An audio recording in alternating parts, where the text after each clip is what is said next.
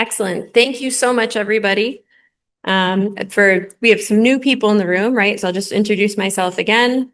I'm Meg Drummond with the CMTRF, and I'm very honored to be able to moderate this town hall today. Susan asked me to do it, and that was exactly what I said to her, was like, I'm so honored to be able to do this and to lead this very impactful discussion. And one of the things that I think is most impactful about this is that it really helps bridge the gap and give a voice to drug development. In my own experience, I did a lot of advocating at the pharmaceutical company that I used to work at for investing resources at that company in drug development for rare disease.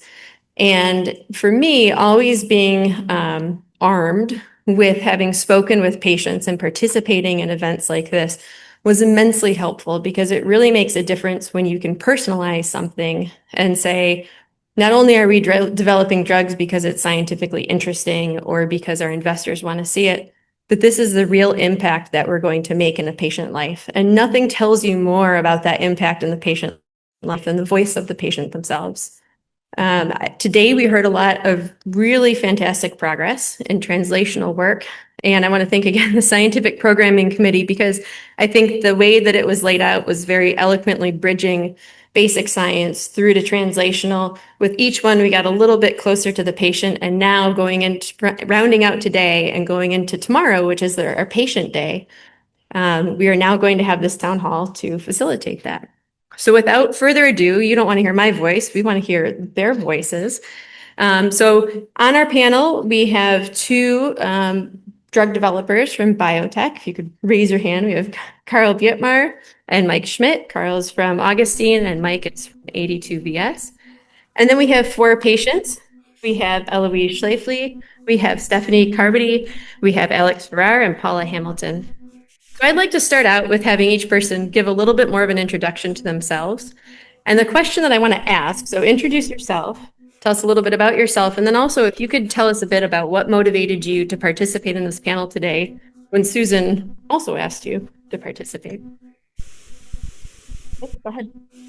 My name is Eloise Schlafly. I've got CMT1E. I was diagnosed, I guess, 20 years ago now. I am here because any opportunity to be helpful or to say yes to Susan, I'm probably going to say yes to. But I'm honored to be here. She's very kind to ask me. I wanted to sit here because the work that you are doing, researchers, investigators, biotechs, is incredibly impactful. Erin, you talked about the researcher in your lab who had to go through 100,000 of these whatever panel things. He probably did not like his job at that time, but I am very grateful for him. It is very impactful. We are cheering you on. We appreciate you. And I wanted to be up here to say thank you and keep going, please. Great. Thank you so much. Mike? Thank you very much for the opportunity to be here today. So Mike Schmidt, I'm the Chief Scientific Officer at Therapeutics, also a partner at 82VS. Just briefly on some of the background there. So there's actually two parts of the same company.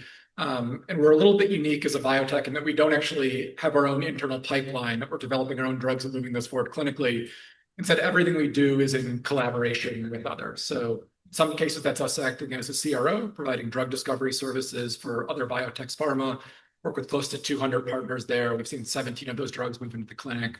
But also through our venture studio, 82VS, we actually get to partner with academics, entrepreneurs, other biotechs, other VCs, and in some cases, disease foundations to help form new drug companies going after specific diseases with unmet need. And so our interest in CMT really came about a year ago through first an introductory conversation with Susan, where she kind of highlighted the need, and it was really synergistic with some of the technologies we were developing. And it's been an amazing collaboration over the last year, trying to develop some novel delivery technologies in this space. So I think my excitement about being here today is one, to share a little bit more about what we're doing and sort of our enthusiasm for developing drugs in the CMT space, but also to learn from the patients here about, what is really most important to them clinically as we think about developing drugs and ultimately moving these forward into clinical trials. So thank you. Great. Thank you, Mike. Stephanie?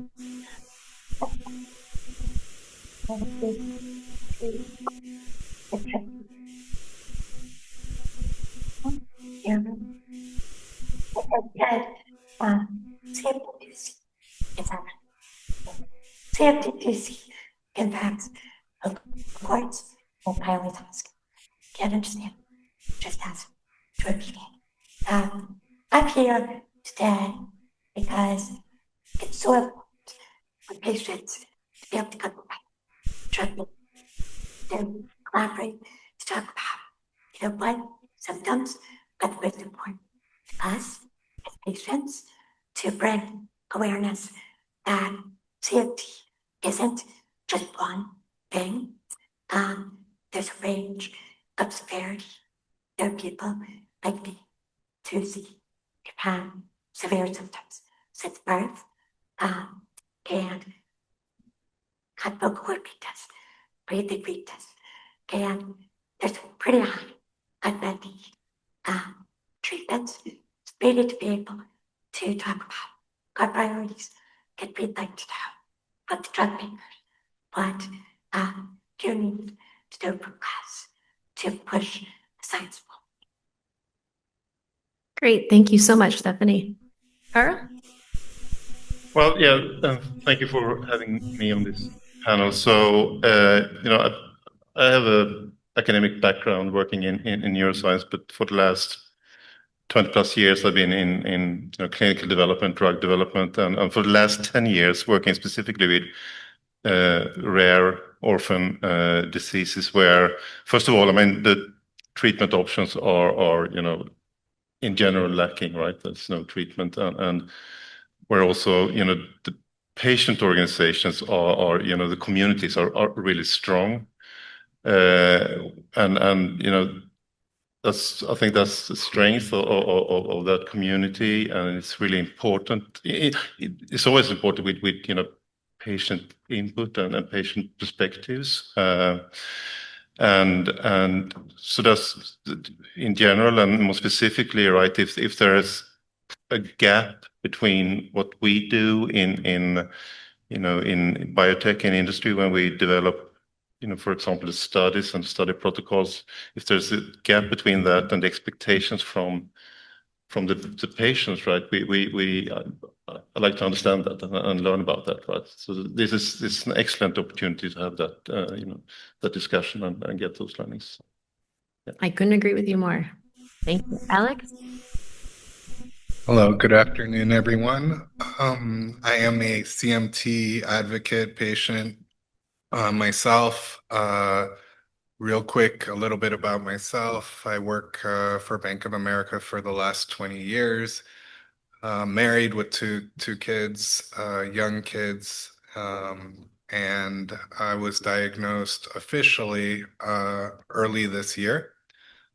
Even though I probably had I did have the symptoms for the last 6-7 years. It was so minor that I just let it slide. I have CMT2 gene DRP2 variant. I'm still going through multiple genetic testing to really diagnose 100%. Thankful for everyone, CMT Foundation, and everyone helping me along the way. What motivates me to participate here is to share my story. Not everyone, those that have it, really understand, but I think everyone has different variances of things that they struggle with. I'm reached a different level compared to my last 6 years where I am learning how to cope with these struggles each and every day, even though you'll never see it physically. Sometimes you will, but usually you won't. And, raise awareness. I'm not afraid to talk to anybody about, my struggles, how I overcome them for newly diagnosed people. And then I would love to not only raise awareness, but help with funding because I want a cure in my lifetime, and so that's my mission. Thank you, Alex. Paula? Good evening, everyone. I am so delighted to be here. My name is Paula Hamilton. I do live with CMT, was diagnosed 20 years ago. My reason for being here is being a person of color. I don't see a lot of representation. So I am on a mission to bring more awareness and engage more deeply with the research community, and just looking forward to learning so much more about all of this.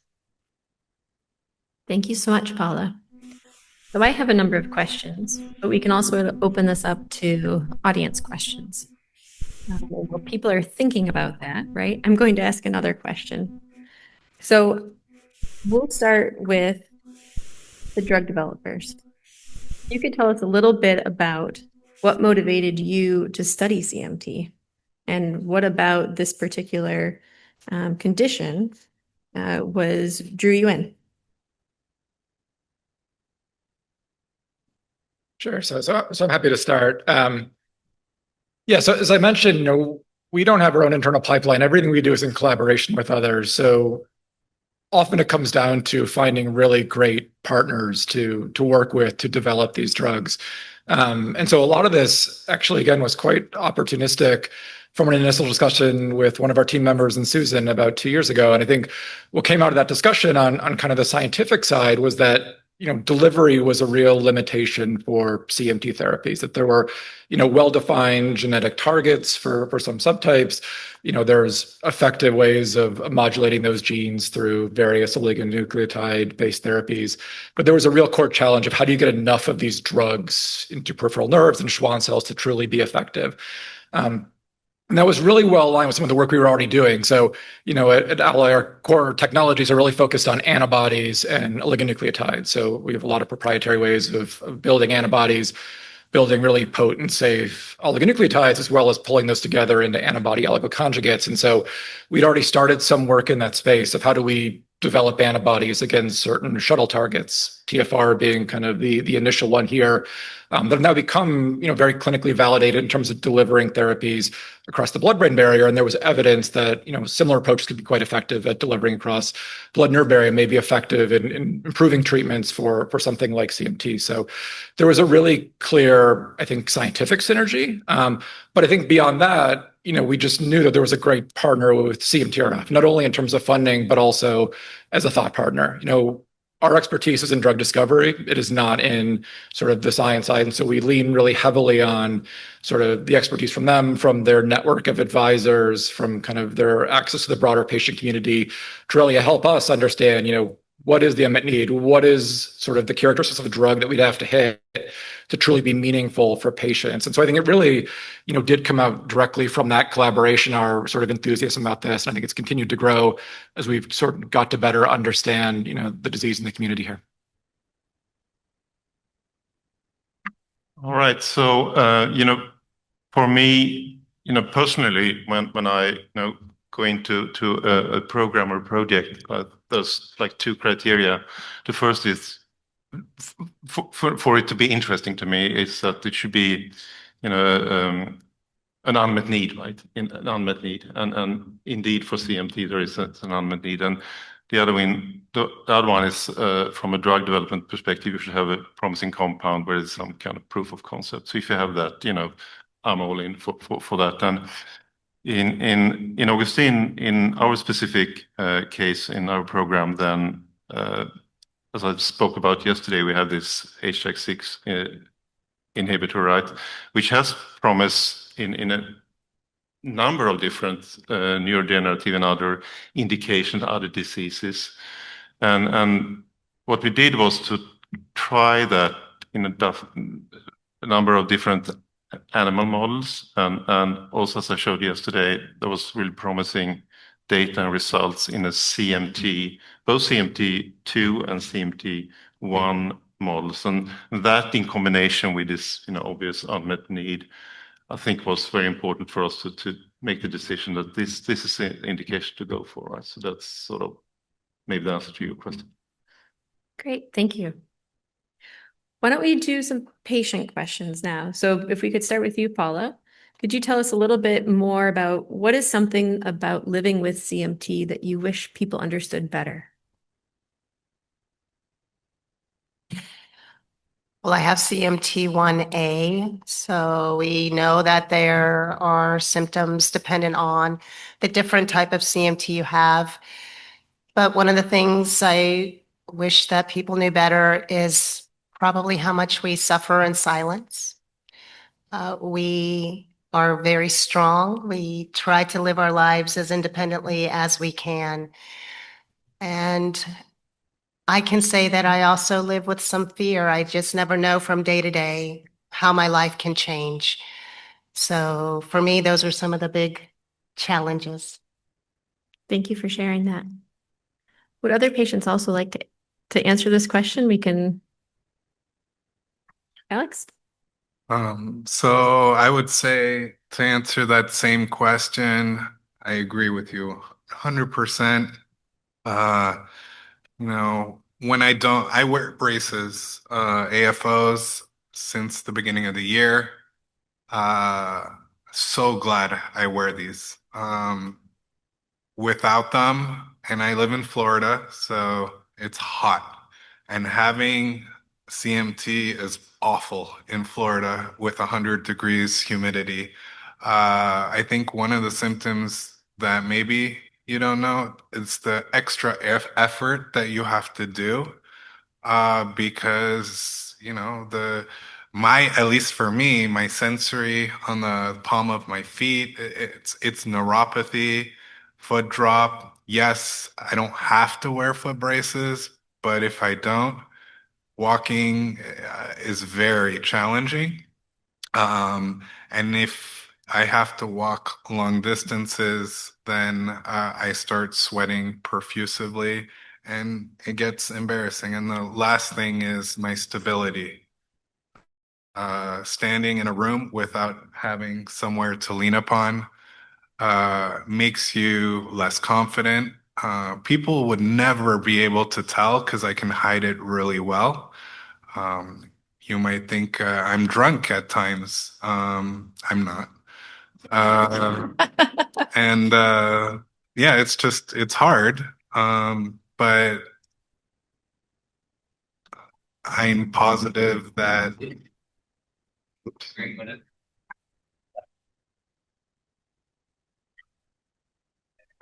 So yeah, no, I'm positive.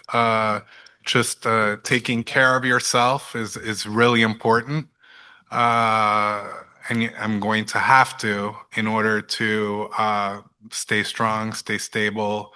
And my biggest fear, sorry, is this progresses, and the older that you get, the more scary it is when you do fall, because I probably fall down maybe 3, 4, or 5 times a year.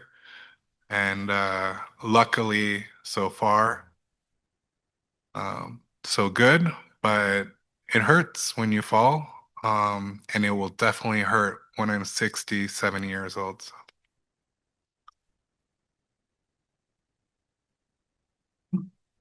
There are a couple things that Jewish people would realize about living with CMT. What I mentioned, it's not one disease. There's a huge range of severity. It can be life-threatening, type 2C, if you don't get correct breathing treatments. Vocal cord care, it can be life-threatening. So typically it's not, but for people like me, it can. Second thing is that having CMT necessitates constant adaptation. You can live a wonderful life, CMT. I live an incredible life. Husband and I have many adventures, but they all have to be well planned out. They have to be adapted. But yeah, it's not a terrible life. It's wonderful. it can drive you to different priorities, and it's definitely driven to be passionate about advocacy and representing the super rare types. And yeah, I'm just glad to be here. Eloise? I'd echo everything said of the fear of what's going to happen tomorrow is something that you live with every day and you just worry. I think about constantly when I get out of bed in the morning, if I successfully get to the bathroom without falling, I'm like, yes, hopefully I can do this again tomorrow. I live very, very scared all of the time. My husband helps me a lot. When I am alone, I rely on strangers a lot. And the good news is people are kind and people will help you. But I am scared all of the time of falling because, yes, I am going to have a bad fall. I don't know when, hopefully not for a long time. But I'm stubborn and I'm going to keep living my life until I have to adapt to something new.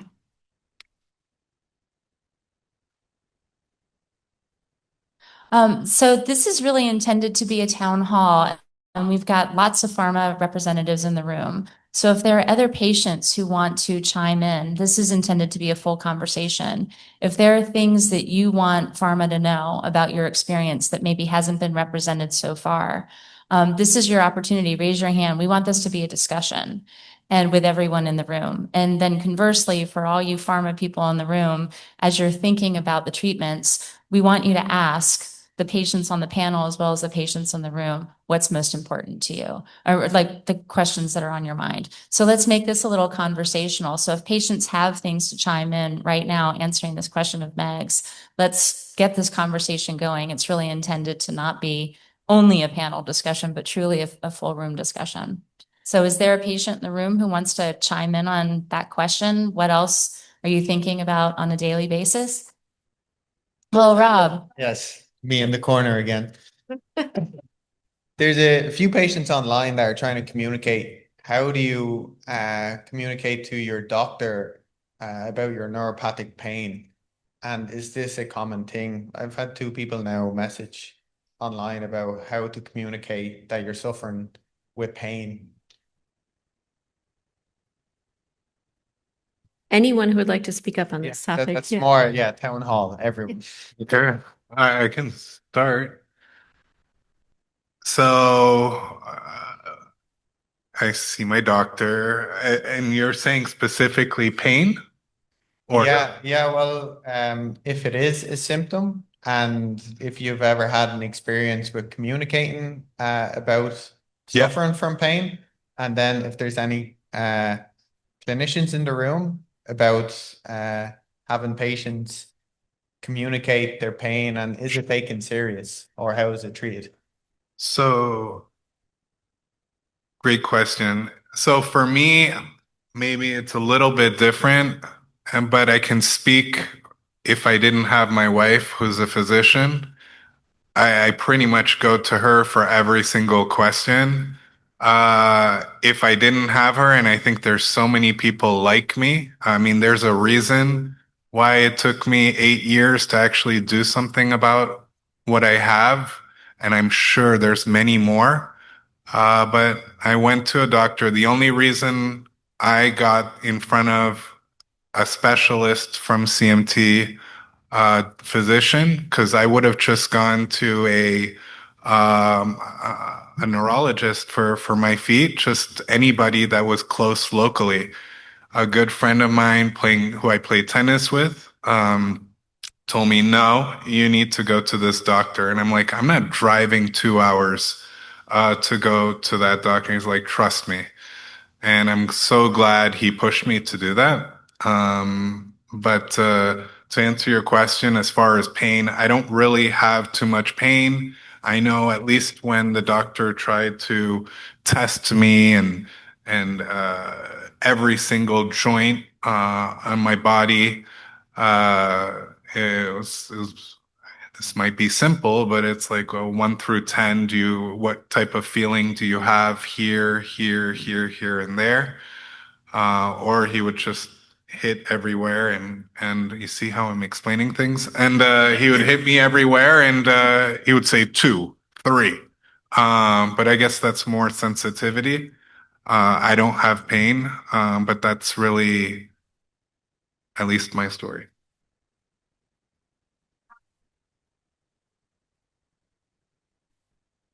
Wait, Anna's right there, I think. Yep. Or- Down a little bit below a quarter. And then it didn't start anymore. My comment, Oh, that's bad. my comment with regard to pain is that until you've experienced it and that runs down through your feet and it drops you to the floor, then you may not exactly know how to answer that question. My dad had this same thing prior, and the whole time he was going through it, I just kind of ignored it till the first time it hit me. And the first time I said, Dad, I'm really sorry. This is so unfortunate that I didn't understand really what he was going through until you go through it yourself. So it may be in your future. And I can tell you that to go to a doctor and say, well, you know, I have this pain, but it only occurs occasionally and I really can't explain it other than the fact that it hits me at the time that you have no idea that it's going to come down and hit you. But once it does, you know how to explain it. I would add about the pain that, like Alex was saying, if you can get to one of the CMT Centers for Excellence, it's well worth going there if you can get there, because they already know what CMT is. You don't have to spend the first 20 minutes of your appointment explaining it. And they know about all the current treatments and they completely understand neuropathic pain. But if you don't have one near you, neurologists maybe got 1 day on CMT in their residency. That could have been a long time ago. And they don't know what it is. And if you don't have access to neurologists and you have to go to a GP, they've probably never even heard of it, right? So for me, it's about being your own advocate. And what I would do, what I have done before, is I have this little spiel in my head of like, this is what CMT is, so I can educate the doctor. And this is why I have this neuropathic pain and da, da, da. And if you can't say it, then print it off of a website, right? And bring a piece of paper and make them read it, right? And advocate for yourself.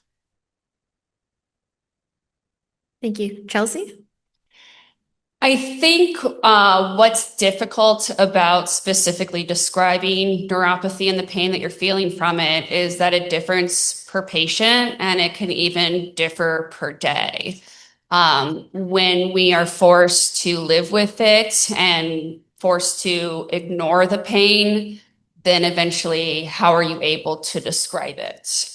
I think that one of the most important things to remember when you are seeing a specialist or a podiatrist, neurologist, whoever it might be, is describe every neuropathic, every sensational pain that you have felt. If your feet aren't burning today, you still tell them. If you haven't experienced the lightning shock in your knees for months, still tell them. Make sure that you include every symptom that you have experienced with that CMT and that pain so that they can truly understand that full picture and just how greatly it does impact you. Carlos? I guess from the clinical development perspective, now that we're talking about pain, just specifically, how important do you think this is to include as a clinical scale, and potentially a primary or secondary endpoint, which is what we always are thinking about when designing a clinical trial? How important is a pain when thinking about new therapeutic for PMP, for CMT 1A or other types of CMT? I just wanted to add one thing. I said maybe I didn't experience pain. Maybe thanks for bringing that up. But I've gotten ulcers on the back of my feet because I don't feel some of it. And ulcers take forever to heal. And when you do fall, I landed on my knee. It's healing, so maybe I'm not talking about it. So it will get worse. I know it. So I'll stop there. To me, pain is it's everything. It's a large majority of CMT. Pain's debilitating. It brings you down, not just physically, mentally, emotionally, financially, in so many different ways. So not only is it that physical symptom that, while potentially difficult to track, I do think that it is worthwhile, one, to know that information, and two, to let the patient also have that voice in describing what is their CMT.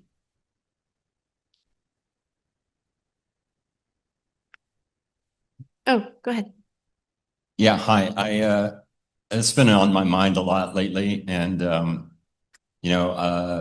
my maternal side of the family, my mother, my aunt, my uncle all had CMT, and I was a child of the '60s.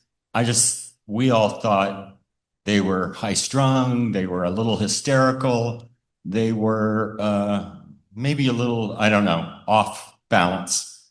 And the truth is, I think the more I've experienced symptoms as I've gotten older in my 60s, is that the emotional pain that they were going through at that time when there were no answers, they didn't know what they had really. And the frustration from that, I think, was driving a lot of that. And they had no one to talk to or no one to, other than each other, I guess, but no one to share that with. So in many ways, the emotional pain for them was far greater. And I really get that today because in those days, especially, they were really alone with what they had. And they had doctors who did the best they could, but didn't really know what they were dealing with. So. Mary? So I feel a bit brave saying anything as a clinician here, because I think basically generally pain is dealt with badly in CMT. I think overall that includes CMT experts as well. So a lot of patients I see, that is one of the issues that hasn't been dealt with. So there was a misnomer in the literature for many years saying that you don't get neuropathic pain with CMT1A. And that's been quite damaging actually, because that was for a long time out there. But I think there are multiple different types of pain. And I think what's really important is to have time to explain what your pain is. Because I would say very commonly is muscle denervation pain.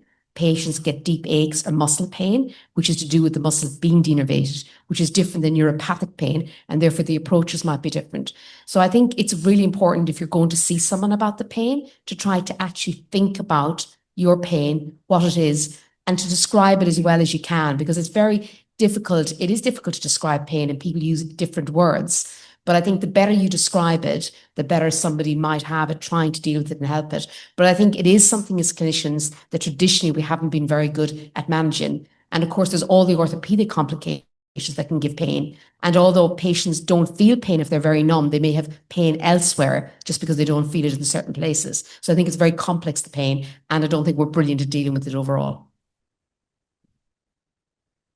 We have a question. Let's go all the way in the back by Anna, and then we'll come back to table 17. Thank you, everybody, for being here and listening to us. I feel like I'm going to step away from pain. I'm a lucky one. I'm CMTX. As a female, I'm not as terribly affected as others. I certainly experience a lot of muscle pain. What really helps is alcohol, I have to say. The only thing that prevented me from being alcoholic is that I don't have very strong liver. But there's an area that I feel like that maybe hasn't been digged into, and that's female hormones and the impact on CMT. I didn't know I had CMT until I went through my pregnancies. And then I realized something's very wrong. My great-grandmother was diagnosed with Friedreich's ataxia way before there was any gene testing. And when I Googled it, I was like, I cannot have that. And then my neurologist identified my mutation. And now I am menopausal, which is a lot of fun by itself. And I feel like it's impacted my CMT as well. So I feel like there is maybe a field for exploration there. Thank you. Thank you. I'm Liz Scott with Applied Therapeutics, and I'm just so excited to be here with all of you. Having worked in neurodegenerative diseases for a while, one of the challenges, short of a cure, is a lot of the therapies that are coming to market slow disease progression, which is wonderful. However, sometimes as a patient or a physician, it can be difficult, I think, to understand what to expect and how to track the impact that a treatment is having. And so my question for some of the patients in the room is, how do you today sort of track your progression? And how might you want to be communicated with by your, treating physician to help you understand how to tell if a therapy is working?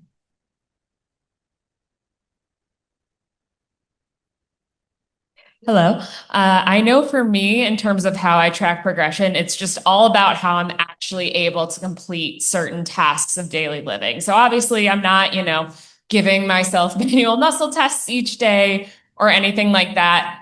But I think a lot of us in this room have experienced that moment where you realize that you have done something for the last time and you were unaware. Like a time I went to go light a candle before a meeting and realized, oop, we can't use lighters anymore. Time to run a team meeting in 3 minutes now. So I think for me, it's when those stories that you've told yourself for your whole life, like I'll always be able to wear flip-flops, I'll always be able to use a candle lighter, you find out they're no longer true. And that's a big part of it. The other is when you start just realizing you have to do something differently. Like I've had a lot of hand progression over the last year. So I'm finding instead of pinching zippers with 2 fingers, now I'm using my thumb to mash into my pointer finger because it's more stable. So a lot of times we find a new way to do something. It's not entirely gone.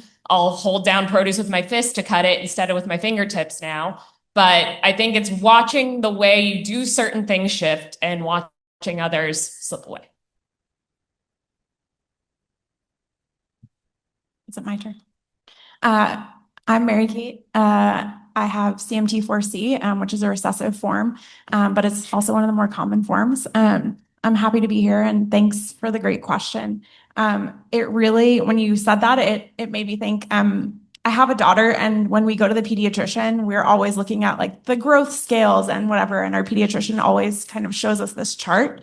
And I think at like research days like today, we do a really nice job for people who are able to receive that information and showing some of the progression, some of the interventions and what you can expect or what we see, things like that. But they're not always easily translated to the patient. I was having a conversation with Clary last night about how there's so much great information here, but I still feel like we do have a gap reaching a lot of patients with this information. And even, I think people don't even necessarily understand like how a treatment might differ from a gene therapy, that kind of stuff. So I think there is an opportunity for us to do a better job translating all of this into a layperson kind of dialogue. And I think even like within the clinic, kind of understanding what the goal is maybe for a clinical trial, if there is one. Is it curative? Is it just testing safety? I don't think people always understand that. But I do think if we had something like, in terms of just your own progression, kind of tracking like we do at the pediatrician with those little charts and looking at them, I think that's helpful data. And I think it goes both ways. Like if there's opportunities, my mind was going with Katie Eichinger's talk, like if there are opportunities for us to do a better job tracking our own symptom management, I think, or our own, I guess, progression of the disease, like we need more opportunities to do that because that was my time.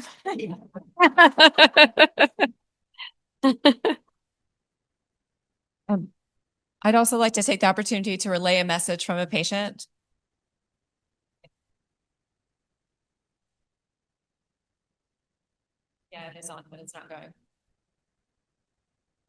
Sorry, we're waiting for a microphone. Well, I can project very loudly. Okay, so I'm relaying a message from a patient. And they say, I'm CMT2C patient, and we got it going. Excellent. For me, the neuropathy is bad, annoying, but the biggest issue is I have CMT2C, and I'm at the worst of the worst for breathing. Being trached and on a ventilator 24/7. That is my one thing that I wish to change. With the loss of breathing was also the loss of my ability to speak. So the pain for me is at the low end of my issues. Yeah, I was actually going to talk about respiratory. I wanted to bring that up as well. I'm the mom of Talia, who has CMT4J. And maybe 7 years ago, we were at the best children's hospital in the world. And I brought this issue up to them and I said, I think it's affecting her respiratory system. I think her respiratory muscles are getting weaker. And she said, no, CMT, it is not, pulmonary respiratory is not affected. And I was just astounded. And 2 years later, she caught the flu and went into respiratory failure. And she's been on non-invasive ventilation ever since. So I think it's something that's still overlooked and underappreciated in all forms of CMT. And I think, it should definitely be in best practices and guidelines for checking pulmonary function tests, both sitting and supine, and to really listen to patients when they say, I'm having problems breathing. So. Yeah. To you, I hear you. Could I ask a question back towards the panel directly? One thing that's been on my mind is that I wonder what the exact role of the patient is in pharmaceutical therapy development. And I know some people on the panel have had conversations with pharmaceutical companies. We have representation at the table from companies as well. So what is the role of patients and what have been those conversations like? Great. Let's hear from Stephanie. So, as I said before, I've had severe symptoms since birth, but I didn't get genetically diagnosed until 2014. So I was 36 years old. I grew up in the neuromuscular community. I've served as an advocate since I was 4 years old with different nonprofits, because Praise to Child ambassador, 50 years. But I didn't know what my disorder was. So when I got my diagnosis, I tried to find other people being newly diagnosed also. A for genetic connection to my disorder was going to be established in 2010. And so not many people been diagnosed yet. So I started looking for others on social media. And I started a Facebook group 10 years ago, just trying to connect with other people. Started out with 2 members. As of today, we have 243. And as the group grew, I connected with Dr. McGrath and Dr. Sumter at Johns Hopkins. And we realized we could work together to try to better understand our disorder. So rare and as such unique symptoms that there's no way the patient community or the researchers could do it alone. So we started collaborating and we established a registry and a natural history study, which led to David Goldstein at Actio Biosciences noticing Brett's work, Dr. McRae's work, and he got interested in developing a CYP4 inhibitor drug.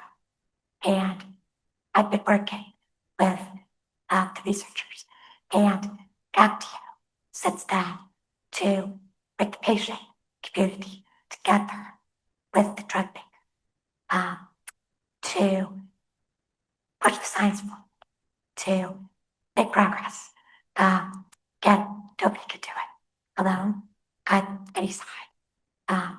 And it's been amazing. We now, Actio is finished, but they're about to finish phase 1A of their drug trial, about to start phase 1B. So I felt so fortunate to be a part of the process and can't wait to see what the trial brings. That's been my experience as a patient. You can get involved and make an impact. I think that's one of the best uses of social media, full stop, right? In a time where there's a lot of ick, I think that this is one of the really heartwarming ways that social media can be used. And I'll also tell you, Stephanie, that one of the most compelling arguments that was made when I was looking at auditory therapeutics for one of the genes that was more rare, someone said, there's a super active Facebook group. We should keep that in mind. And it was something that was on every slide and that stood out as a positive, that this is a very engaged and active patient community. And I think that this conversation is really highlighting that. And, thank you also for that work that you're doing. Our patient community has been amazing. We're highly motivated for the treatment or just to understand our disorder, to have standard of care, to be able to talk to each other about symptoms, the strange symptoms. I've got most of them, unfortunately. But it's been an amazing way to discover actually new symptoms that are now correlated to 2C, like tethered cord, which wasn't known before our group started working with Brett's team. So it's just been an amazing experience. Thank you. Carl, is there something you'd like to? Yeah, just a couple of comments or thoughts on patient involvement in this process. The first is, of course, meetings like this, right? And I think again that's kind of unique for the rare disease community, right? And as I see it, this is a great opportunity to to meet patients, get input and patient perspectives is also very motivating for us as drug development. That's the first thing. And the other thing is a comment on the previous presentation here, but I think it's a really good example on how the patient organizations and patient communities can influence the clinical development in CMT, right? With this initiative for guidelines that were certainly missing. And that's a great example on how patients can influence this process. Now, you didn't reach, for various reasons, all the way to FDA guidelines, but hopefully there will be a paper out soon that will certainly be helpful for us, right? And that again, it comes from the patient community. So that's a great example of that. Yeah, maybe just to echo that. I mean, so most of my career has actually been in oncology drug development. I think in oncology, it's a pretty well-defined clinical path. I mean, there's well-defined endpoints. There's a lot of precedent of other drugs that have made it to approval that you can kind of follow. I think something like CMT, it is a much more uncharted territory, and that poses challenges, but I think also opportunities for groups like CMTRF and patient communities actually get involved and really shape that and make sure that those endpoints are the ones that are most meaningful to patients. So yeah, I echo. I think that was an amazing presentation by Dr. Strom, and that effort is really, I think, critical to advancing drugs in this space. So I think anything else that can be done in that vein is incredibly valuable.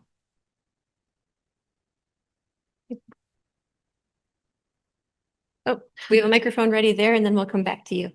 Hi, I have two things. One, thank you first to the panelists for coming on and telling us exactly what you need as patients with CMT. And the second question I had was for Paula, actually. So I'd really like to hear your perspective about what we as medical professionals and drug development professionals can do to help bring more diversity into the CMT space. Like, what are the barriers and how can we help break those down so that people aren't left behind? Thank you for that question. And I will say this is my first opportunity engaging with the research community. So I'm kind of taking it upon myself, of course, to try to show we do exist. I will say for the medical community that please do not dismiss that people of color have this. I was told by many people along my journey that when I suspected I had CMT, that Black people don't get it. And so I had a prolonged journey of being undiagnosed because I trusted people who told me Black people don't have this. So I think it's probably getting in the Black community first and foremost, where people are being served and educating the Black community. And of course, educating your fellow physicians that this is something that does impact people of color. You have a question over here? Yeah, I want to thank the panelists and also the patients in the room for sharing your experience and the clinicians. We heard a lot of great talks today and yesterday on the heterogeneity of the disease and all the exciting new therapeutics that are coming through the pipeline for the different subtypes. But I'm just kind of curious about, from the clinicians, the possibility of a platform trial. So this is something that the ALS field have kind of taken on. It can accelerate a therapy to patients by testing experimental drugs simultaneously. Is this something that, the CMTRF or patient organizations or the topic CMT have considered or thought about? Because as a small biotech, and I'm sure the other pharma companies, that would be something to bring together that can accelerate the drug delivery to the patient. Because in a way, we're all planning small trials, but there's no main platform for it. So I think a platform trial could be very interesting. I'm not a clinician, so I can't comment on that, but I'd be interested to hear a clinician's perspective on that. Any clinicians in the room who have thought about a platform or even a basket trial, right, where you could open up a single recruitment and have multiple therapies? Well, I am definitely not a clinician, but I can tell you that in our topic group, which is that FDA guidance, we have been tossing around, and I think we settled on the idea of when a delivery vehicle is proven to have the tropism or the uptake in the cells that we're looking for, that it should be an approved delivery vehicle for all people with. So if you have the demyelinating type and it gets in the Schwann cells, it should be that should be a delivery vehicle that's relevant regardless of the payload, that we don't have to test the payload every single time. I'm sorry, not the payload. We don't have to test a delivery vehicle every single time. So that's in our guidance document.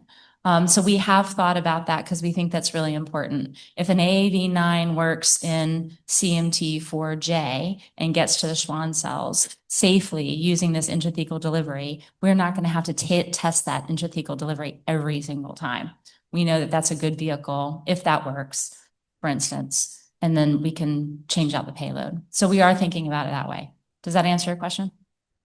I think it's a great challenge to the broader biotech community, in my opinion, because I've certainly given it a lot of thought, and I gave it a lot of thought in my previous role, which was how can we turn this into a platform and how can we reuse data from a previous trial to help inform our other trials and go to the FDA and get a platform designation. Sarepta just did that with their capsids. And so doing that from a single biotech company that really helps that particular biotech to accelerate.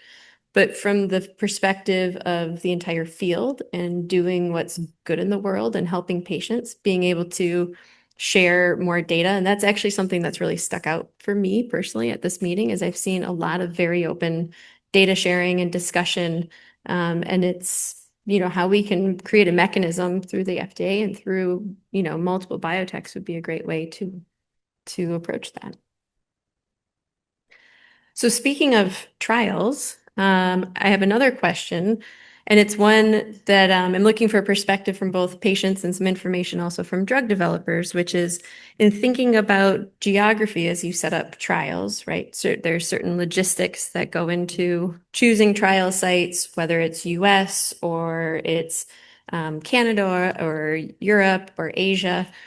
But there's patients everywhere and patients who want this. So my question is, from the drug developer's perspective, what goes into making those decisions? And is it possible to support patients traveling from afar to participate in a trial? And from the patient perspective, how far will you travel? So we could start with people on stage. Carl, Mike, can you weigh in at all on patient or trial site selection? Yeah, for the geographies, I think, what determines that is where you have done clinical studies before, where you have the context when it comes to, leading investigators, the hospitals, and those kind of decisions, right? That's sort of what guides you, and then that's probably why we usually end up in the major European countries or the US, right? So that's. And do you have mechanisms to be able to support enrolling patients from other countries? Or have you thought about that?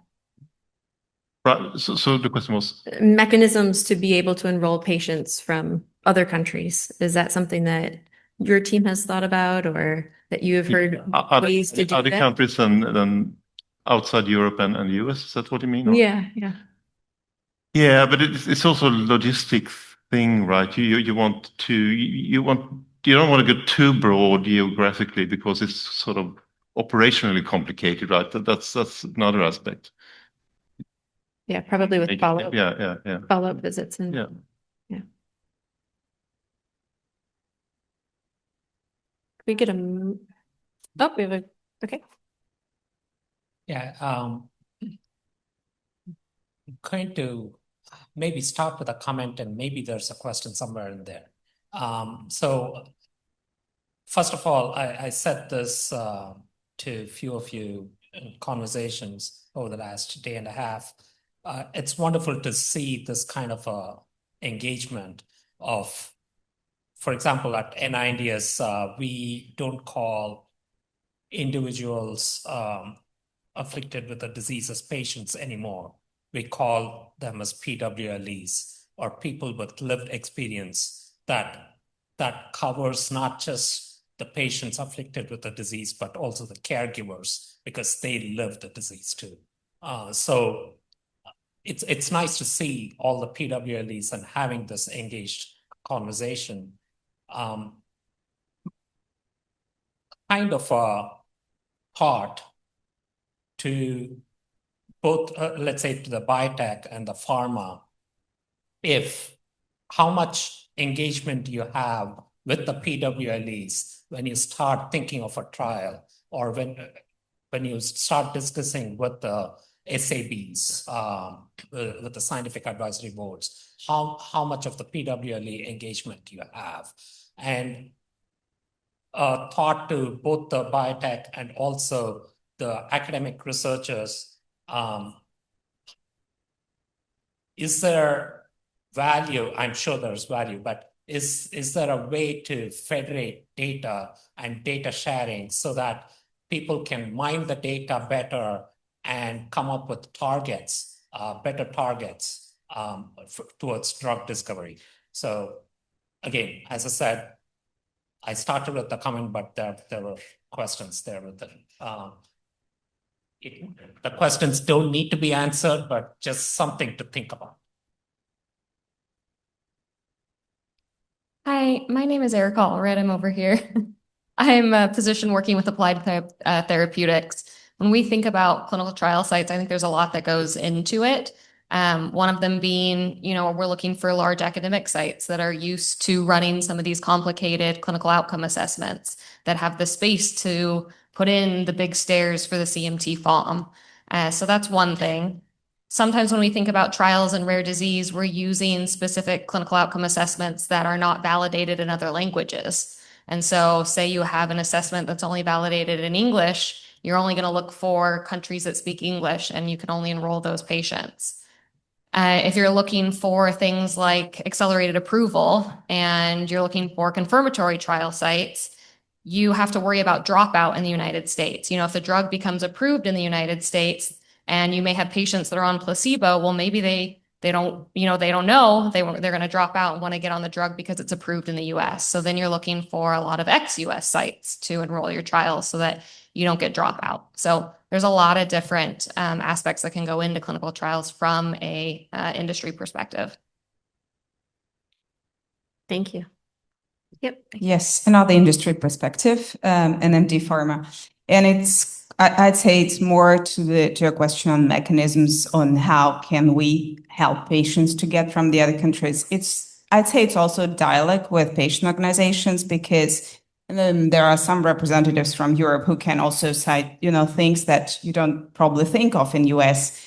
But in Europe, you also have to think about different languages. So countries are very close, but the patient from Belgium technically cannot go to Germany for a clinical trial because the informed consent form has to be read and understood in the local language. So usually this is, despite of we usually select clinical trials for centers of excellence, then it's also the dialogue between the pharmaceutical companies and patient organizations that are to be started quite early, much early in the preparatory phase of the trial. So when it gets to the logistics, we have already thought through the travels, through the stipends, through the translations, through the cross-border approach. And I think this is a kind of the, meetings where these dialogues are to be started so that it helps when the drug is ready for the clinical trial. Thank you for sharing that perspective. Yep. Okay. Hi, I'm David Rintel. I work at BridgeBio. We have a gene therapy trial in an ultra-rare condition called Canavan disease. It's a rare genetic cause of leukodystrophy. And in very, very rare conditions, there's no geography where there are a sufficient number of patients, children in this case, living with a condition. So we have brought families, entire families from around the world, US, Canada, Europe, Asia, many from the Middle East because there's higher prevalence. And yeah, it does take extra work to arrange for travel, housing, visas, which is becoming increasingly difficult in the United States. And but it is definitely doable. I think this area called the rest of the world, in other words, everywhere, most of the world, which is not the US, Europe, Japan, sometimes Taiwan, sometimes Australia, New Zealand, is largely ignored for participation in clinical trials, which is very shameful because clinical trials bring expertise as well as the ability for people to participate. So I think there are ways of doing it. It's expensive and it takes a lot of work, but it is definitely doable. And the models exist from ultra-rare conditions. Thank you. So Eric had been flashing me the 2 minutes left sign. I think we're definitely in the negative now, but I don't want to wrap it out with that comment. If we could go back to our panelists, first to thank all of our panelists and everybody here who shared so honestly and openly.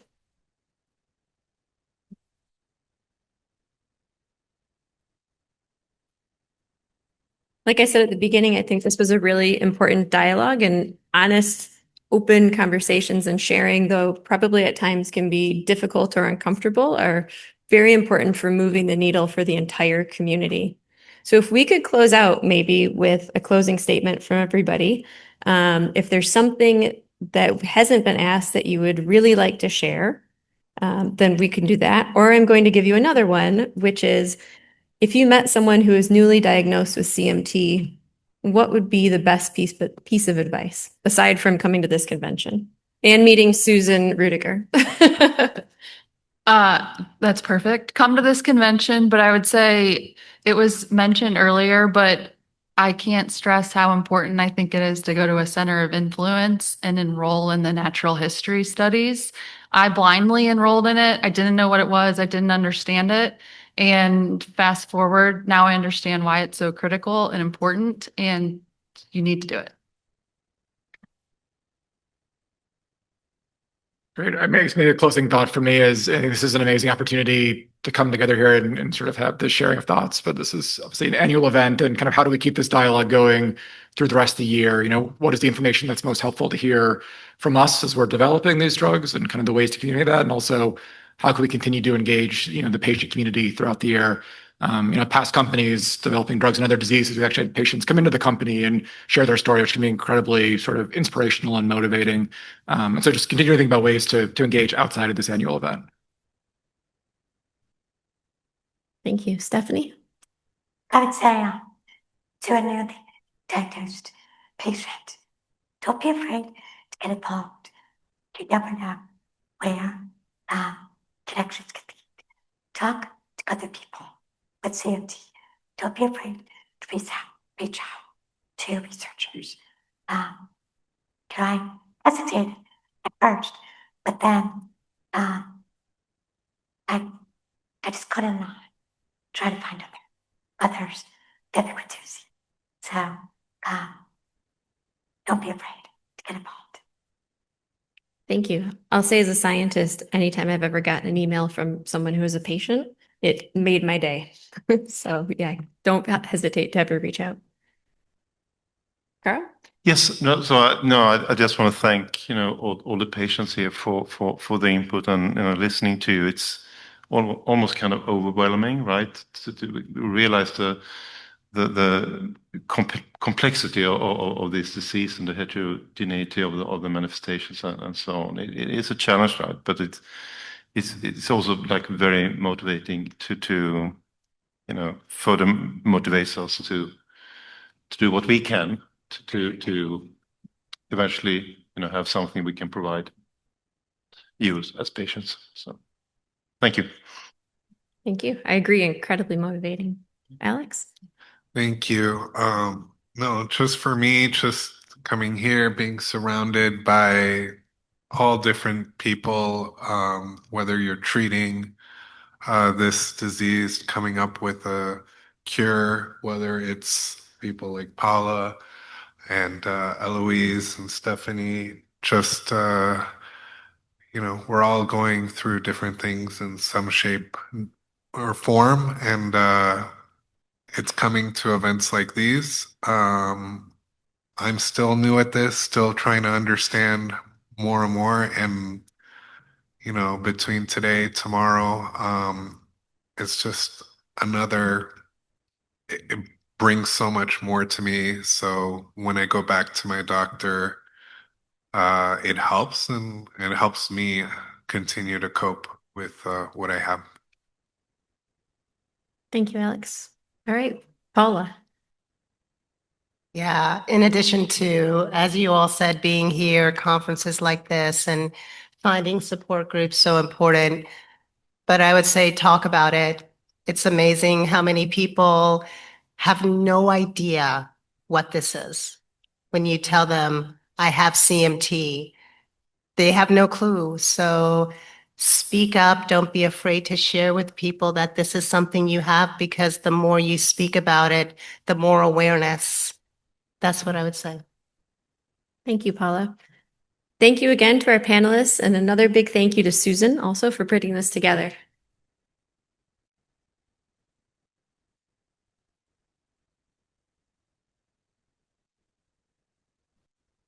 I believe that oh no, Laura's going to make closing statements. That's right, it's me. Hi, everybody. Thank you again to our panelists and for Meg for helping to host our researcher program. This is week 4 for her at CMTRF, so doing a fantastic job. I'm going to keep this really brief. I just want to thank again our scientific programming committee. They were acknowledged this morning, but helping to pull together this agenda. Thank you to every one of our speakers who took the time to say yes and come here and share your ideas and share your thoughts. I want to thank everybody who asked a question over the last 2 days. That's exactly what this is about. And of course, I want to thank all of our sponsors, most notably Novartis and Augustine Therapeutics. We have a delicious seafood feast right outside of these doors that you'll be able to get to next. But before we say yes and let you out there, I want to encourage you to keep this conversation going. It's a very brave moment, patient to researcher to clinician, that we just started, but we have the next 2 hours to eat and drink and spend time together. So seek out folks. If you didn't feel like asking a question to the whole room, find them today. Keep this momentum going on our own. This room is still available. If you want to grab food and come back in and sit, you are more than welcome to.